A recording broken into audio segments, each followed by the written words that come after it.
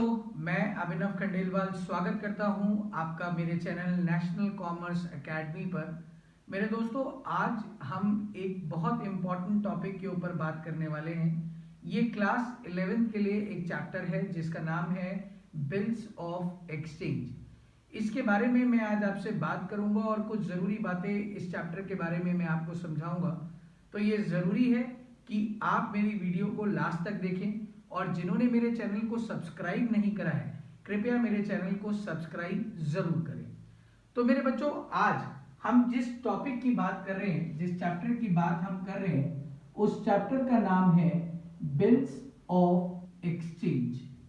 अब ये क्या होता है, कैसे होता है, इसको जानने के लिए मैं आपको एक छोटी सी कहानी सुनाऊंगा और उम्मीद करता हूं ये कहानी आप सारे बच्चे ध्यान से सुनेंगे ताकि आपको ये कॉन्सेप्ट बहुत अच्छे से क्लियर हो जाए। तो मेरे बच्चों, जब मैं बिल्स ऑफ एक्सचेंज की बात करूंगा तो दो पार्टीज यहां पर होंगी। एक पार्टी होगी ए और एक पार्टी होगी बी। इनका चेहरा भी बना ही देता हूं मैं ताकि आपको कुछ बुरे ना लगे। जो ए है इसको हम सेलर बोलेंगे और जो बी है इसको हम बायर बोलेंगे। ये बी है, इसे मैं लिखना भूल गया। जो ए है that is known as seller and जो बी है that is known as buyer. तो मेरे बच्चों, कहानी क्या शुरू होती है? सर आपने कहानी तो अभी बताई नहीं। तो बेटा, हम कहानी को शुरू करते हैं और मैं आपको इस चैप्टर के बारे में अब समझाना शुरू करता हूं। तो मेरे बच्चों, कहानी यहां शुरू होती है कि ए एक मोबाइल का व्यापारी है। इसकी एक मोबाइल शॉप है और इसका नाम है एस मोबाइल शॉप। इसकी एक मोबाइल की दुकान है और उस दुकान पे एक दिन अचानक से बी आया और आजकल एक नया फोन बड़ा ट्रेंडिंग चल रहा है और उसका नाम है आईफोन 12। आप सबने इसके बारे में सुना जरूर होगा। तो मेरे बच्चों, बी ए की दुकान पर आया और उसने ए से कहा कि भैया मुझे एक आईफोन 12 चाहिए, मुझे खरीदना है। तो ए ने भी बोला ठीक है सर, आप खरीदिए, बिल्कुल खरीदिए। तो इसने बोला कि ठीक है भैया, आप इस फोन में मेरा सिम डालिए और मैं बात करके देख लूं कि ये फोन सही वर्क कर रहा है या नहीं कर रहा है। और ए ने जैसा कि बी ने कहा था हूबहू वैसा ही उसने काम करा। तो मेरे बच्चों, जब ये काम हुआ और बी वहां से जाने लगा तो आपको क्या लगता है, कुछ मिस्टेक हुई, कुछ करने से रह गया? ए ने तुरंत आवाज लगाई और बी से बोला, अरे ओ भैया, पेमेंट तो देते जाओ, 80,000 रुपए का ये फोन है और आपने मेरा पैसा नहीं दिया है। तो आप पैसा देना शायद भूल गए हो, आप प्लीज मेरा पैसा मुझे दे दो।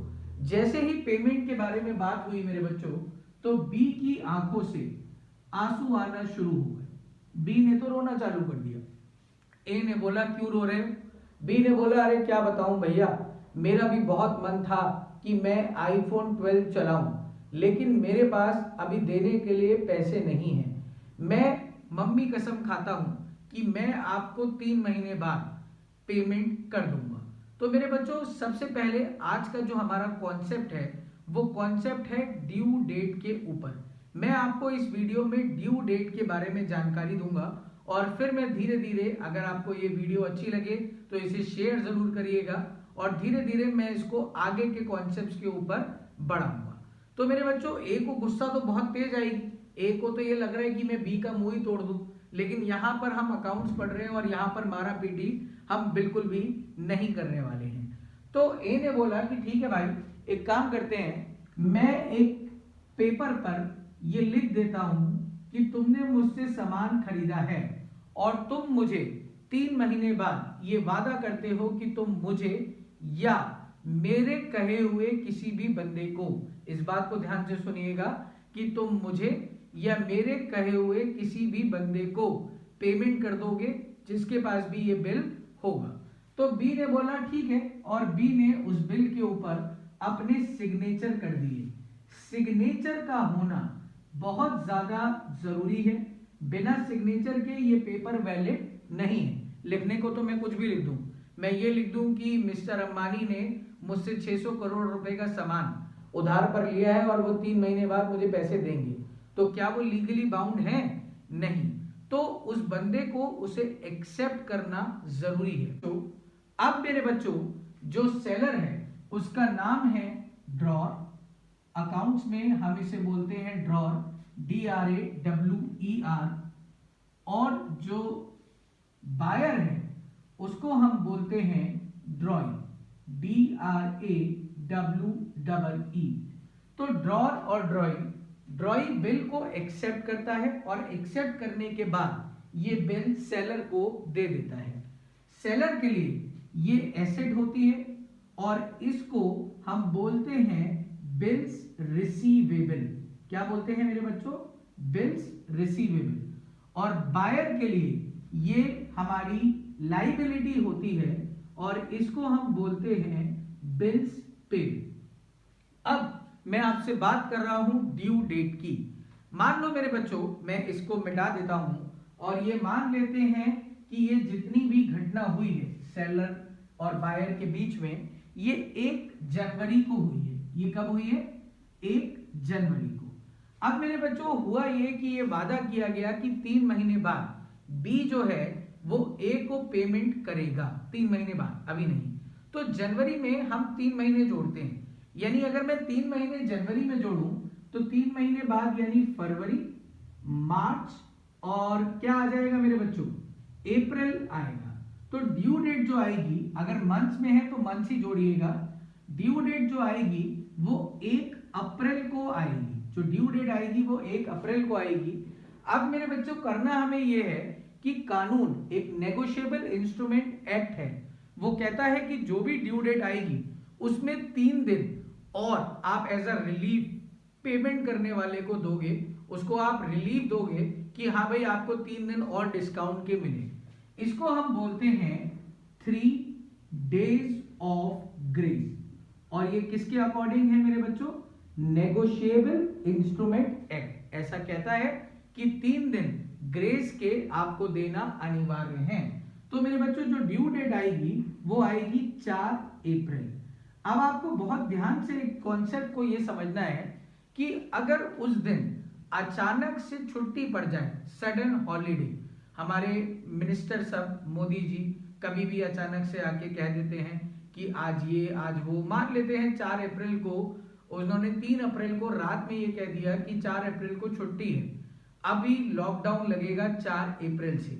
तो मेरे बच्चों क्या कहानी बनती है कि अगर उस दिन अचानक से छुट्टी हो जाती है तो ड्यू डेट 1 दिन आगे शिफ्ट हो जाएगी, यानी 5 अप्रैल को। लेकिन अगर उस दिन की छुट्टी पहले से ही डिक्लेयर थी, यानी कि संडे है, 15 अगस्त है, 26 जनवरी है, गैजेटेड हॉलीडेज हैं, तो बेटा ड्यू डेट 1 दिन पहले शिफ्ट हो जाएगी।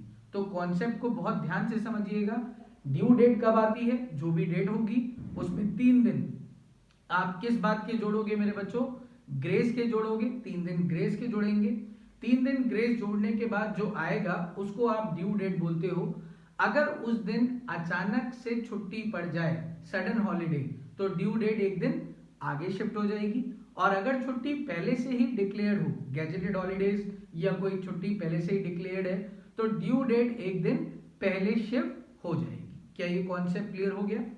अब मेरे बच्चों सपोज करिए कि 1 जनवरी को ये बिल लिखा गया और ये बिल 45 डेज का है, मंथ्स का नहीं है। अब ये कितने दिन का है बेटा? 45 डेज का ये बिल है।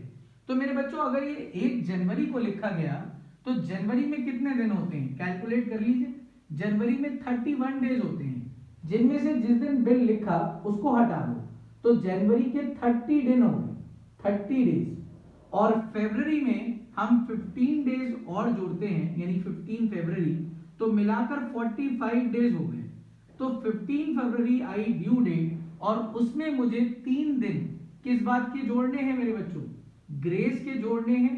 तो ड्यू डेट जो आई वो 18 फरवरी आएगी। क्या आपको ये सारे कॉन्सेप्ट क्लियर हो गए? तो अगर डेज में दिया हो तो डेज काउंट करिएगा, डेज में दिया हुआ हो तो 1 दिन, जिस दिन बिल लिखा होता है उस दिन को हम हटा देते हैं और फिर हम डेज को काउंट करते हैं। और मंथ्स में दिया हो तो आप मंथ्स को ही काउंट करिएगा। सपोज 15 जनवरी को बिल लिखा और 3 महीने काउंट करने हैं तो जनवरी में 3 महीने फिर से जोड़ते हैं, फरवरी, मार्च, अप्रैल। 15 अप्रैल आएगी, उसमें 3 दिन ग्रेस के जोड़िए, तो 3 दिन ग्रेस के जोड़ने के बाद आएगा 18 अप्रैल। क्या आपको ये बात क्लियर हो गई? तो अगर आपको मेरी वीडियो अच्छी लगी हो तो इस चैनल को सब्सक्राइब जरूर करिएगा और कमेंट बॉक्स में मुझे जरूर बताइएगा कि क्या आपको ये वीडियो अच्छी लगी या नहीं लगी। अब अगली वीडियो मैं इस टॉपिक की आपको जल्दी आपके सामने लाऊंगा, जिस वीडियो का नाम होगा कि जब हम बिल को लिखते हैं तो क्या क्या केसेस होते हैं और कैसे इसे आगे कहानी को हम बढ़ाएंगे। धन्यवाद मेरे बच्चों ये वीडियो अंत तक देखने के लिए।